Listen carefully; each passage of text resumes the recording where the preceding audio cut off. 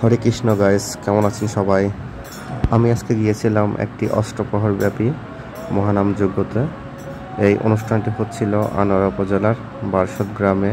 এই অনুষ্ঠানে মহানাম শোনানোর জন্য 4টি দল এসেছিলেন।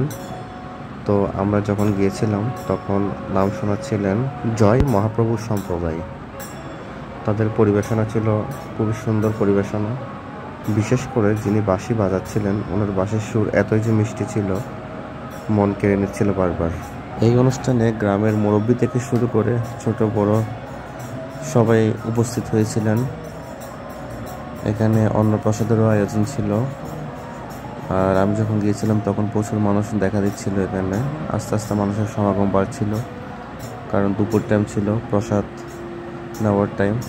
বিশেষ করে আমাদের হিন্দুদের প্রায় ধর্মীয় অনুষ্ঠানে যখন প্রসাদ নেওয়ার সময় হয় তখন মানুষের ভিড় দেখা যায়। এইখানে কিছু মেলারও আয়োজন ছিল। ছোট বাচ্চাদের খেলনার দোকান, কসমেটিক্সের দোকান, এরপর আইসক্রিমের দোকান, 2-3টে আইসক্রিমের দোকান ছিল, যেটার কারণে মনে হচ্ছিল একটা মেলা মেলা ভাব।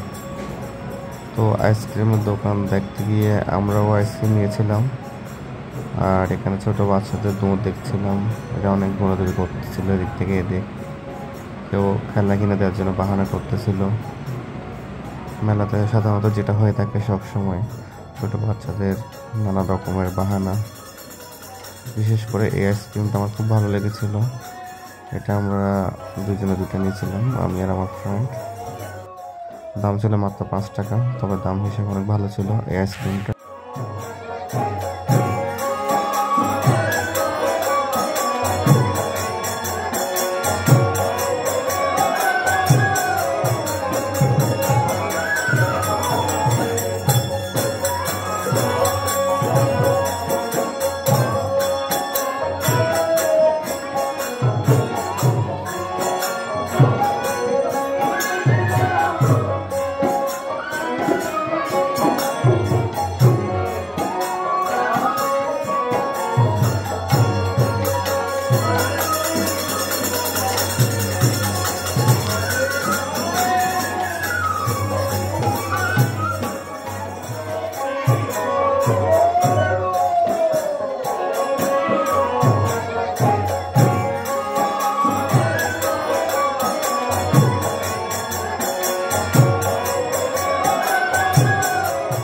তো অনেকক্ষণ মহানাম শোনার পর আমরা প্রসাদ নেওয়ার জন্য বসে গিয়েছিলাম, আমি আর আমার বন্ধু।